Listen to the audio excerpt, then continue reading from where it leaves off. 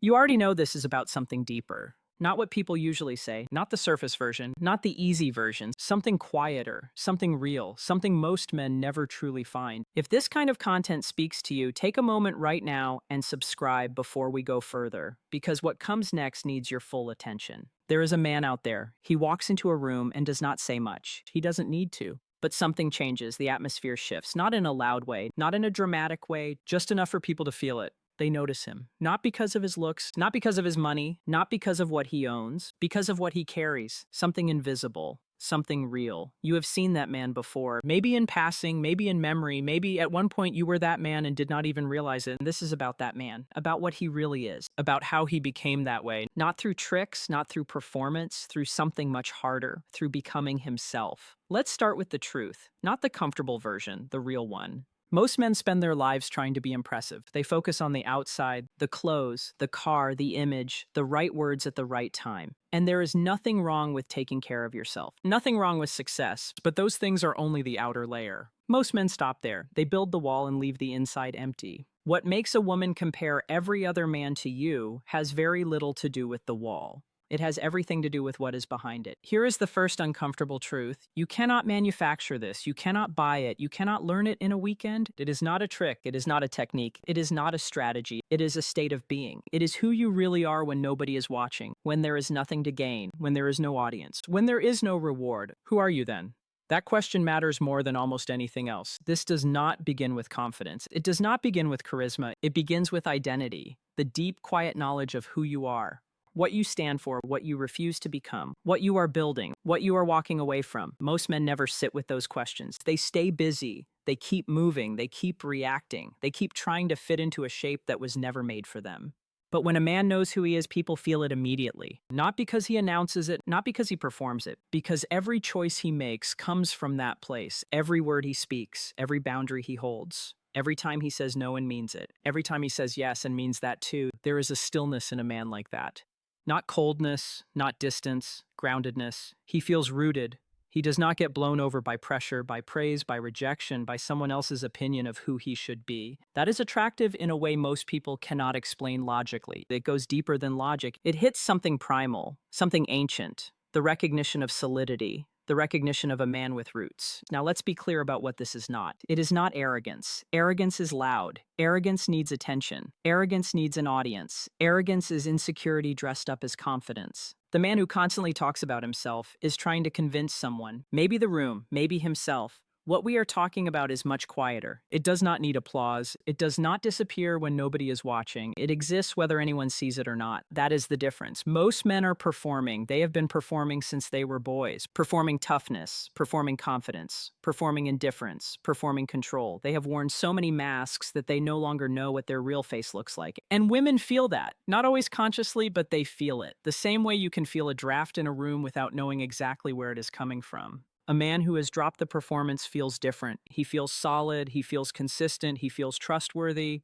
Not because he says, "Trust me," not because he tries to prove it, because he is the same man in every room, in every situation, with every person. That consistency is rare, and rare things leave a mark. People remember how you made them feel long after they forget what you wore or exactly what you said. They remember the feeling, grounded, present, real. Now let's go deeper. Identity is the foundation, but it is not the full picture. The next layer is self-respect. And this part matters because many men confuse self-respect with pride. They are not the same. Pride is about how other people see you. Self-respect is about how you see yourself. Pride needs validation. Self-respect already has it. A man with real self-respect does not chase what is running from him. He does not beg. He does not shrink himself to fit inside someone else's comfort. He does not abandon his values just to be accepted. But he also does not punish people for not choosing him. He does not become bitter. He does not become cynical. He moves with dignity, with clarity, with no victim story in his mouth. That is one of the hardest things a man can do, especially after being hurt, especially after being overlooked, especially after being taken for granted. The easy path is bitterness. The easy path is shutting down. The easy path is becoming the man who says nothing matters, no one is worth it, and love is a waste. But that man is not unforgettable. That man becomes hollow, not quiet, not grounded, just empty.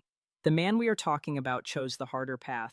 He stayed open without becoming naive. He cared without losing himself. He kept building even when no one was watching. That choice shows, even in silence. Now let's talk about purpose, because this may be the most important piece of all. There is almost nothing more grounding than a man who knows what he is building. Not what he is chasing, not what he is reacting to, what he is building. A man who is building something real does not have time to perform all day. He does not have time to prove himself to every person in every room. He is oriented, he has direction. And purpose gives him something that is almost impossible to fake. Focus. Real focus is not busyness. It is not constant motion. It is not a packed schedule and a stressed face. Real focus is knowing your next step and returning to it again and again, even when distractions pull at you. It is a man who does not get thrown off course by every opinion, every opportunity, every emotion, every temptation. People feel that. Women feel that. Everyone feels that. A man with real purpose does not pull people in by trying to be magnetic. He pulls people in because he is living with so much intention that being near him reminds them something real is possible. A life with direction, a life with meaning, a life that is not just reaction after reaction. That is magnetic. That is memorable. Not the performance, the purpose. Now let's sit with something uncomfortable. Some men are doing everything right on paper. They are successful, they are fit, they are reliable, they show up, but something still feels off. Why? Because they are doing all of it to be chosen. They are improving so someone will finally see their value. They are working hard so someone will approve of them. They are dependable and strong and kind because they hope it will be enough to make someone stay. And people feel that, maybe not at first, but eventually there is a quiet neediness underneath the effort. A hidden transaction under the giving. The man who becomes unforgettable is different. He does those things because they align with who he is.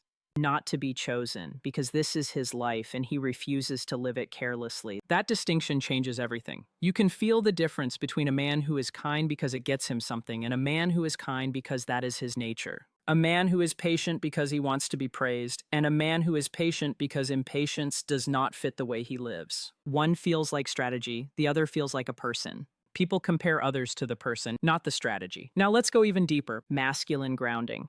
This phrase gets thrown around a lot, and most people connect it to dominance, force, and volume. But real masculine grounding is something else. It is a man's ability to hold his position without needing to fight for it every second. When challenged, he does not collapse, but he also does not explode. He holds. When things go wrong, he does not panic and spiral. He slows down, he gets quiet, he finds his footing again, then he takes the next step. When he does not know something, he does not pretend. He says, "I don't know." And then he moves toward understanding without shame. That kind of man is not imaginary, he is just rare. And rarity is what makes him the standard. People do not compare everyone else to someone average. They compare to someone who made them feel something real, someone who made them feel seen. Which brings us to presence. Real presence is one of the rarest qualities in the world. Most people are physically in the room, but mentally somewhere else. In the past, in the future, in anxiety, in comparison, in their phone. A present man is different. When he is with you, he is with you. When he listens, he actually listens. He is not waiting for his turn to speak. He is not building his response while you are still talking. He is there, fully. That kind of attention makes people feel important. Not because of flattery, because of presence, because of genuine interest. And that feeling stays with people long after the conversation ends.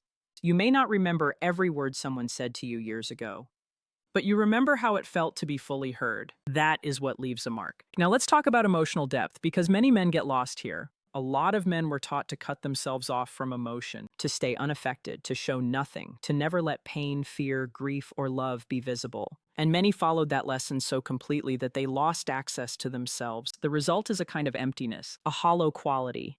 People feel it, even if they cannot explain it. The man who has done his inner work feels different. He feels deeply, but he does not drown in what he feels. He knows the difference between expressing emotion and being ruled by it. He can feel grief and still decide. He can feel fear and still act. He can feel love and still keep his identity. That combination, strength with depth, is rare. And when people encounter it, they do not forget it, because it feels whole, complete, like a man who is not split in half. Not one version in public and another in private, just one person. The same in darkness and in light. That wholeness is what people compare others to. Not muscles, not money, not status, wholeness. Now let's be honest. Becoming this man is not easy. There is no shortcut, no weekend program, no simple formula. It is daily work, daily choices, choosing honesty when dishonesty would be easier, choosing presence when distraction is everywhere, choosing your values when the crowd is moving in another direction, choosing growth when comfort is calling your name. Most men choose the easier path, and then they spend years wondering why their life feels hollow.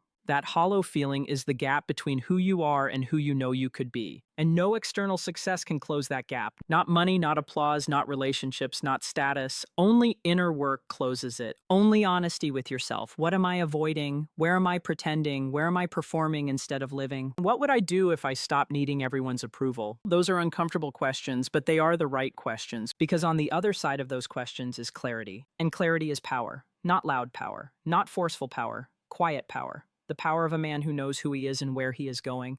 That man changes a room without trying. He does not force it. He simply brings himself into it. And people feel it because clarity is contagious, purpose is contagious, groundedness is contagious. When people encounter a man like that, something inside them responds. Something old, something human, something that recognizes what a person looks like when they are becoming their best self. Now let's come to the final layer, the one that holds everything together. Integrity, not as a buzzword, not as branding. Integrity as alignment. What you believe matches what you say matches what you do matches who you claim to be. Most people live with a crack in that alignment, sometimes small, but even a small crack grows when ignored. Cracks become gaps, gaps become fractures, and fractures become the reason a man cannot recognize himself in the mirror. Maintaining integrity is some of the most important work a man will ever do. It is not the flashiest work, it is not the most praised.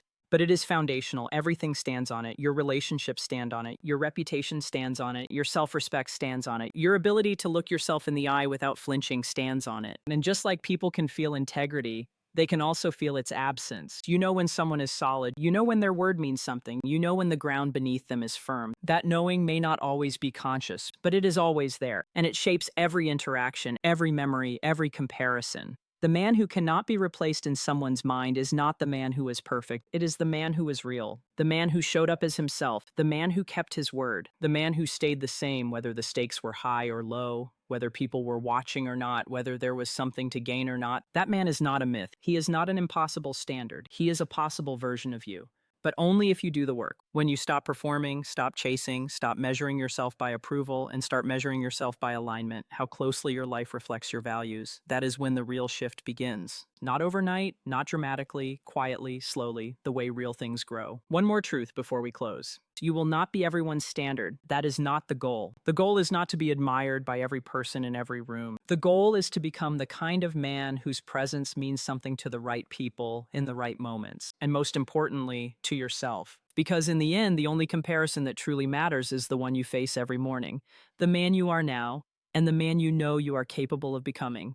Close that gap, slowly, daily, not perfectly, honestly. That is the work. That is the whole work. Everything else follows. The respect follows. The presence follows. The impact follows. The relationships follow. The quality of your life follows. Not because you chase them, because you became the kind of man they naturally move toward. That man already exists in you, not as a finished product, as a direction, as a possibility, as a daily choice. Choose it quietly. Choose it consistently. Choose it without needing applause. Choose it without needing recognition. Choose it simply because that is the man you are becoming. That is the answer. That is what makes a man unforgettable. That is what makes a man the standard others are measured against. Not loudness, not performance, just the slow, steady, unglamorous work of becoming real. If this reached something in you today, subscribe. This kind of work needs reminders. It needs a voice that keeps bringing you back to what matters. We'll be here building slowly.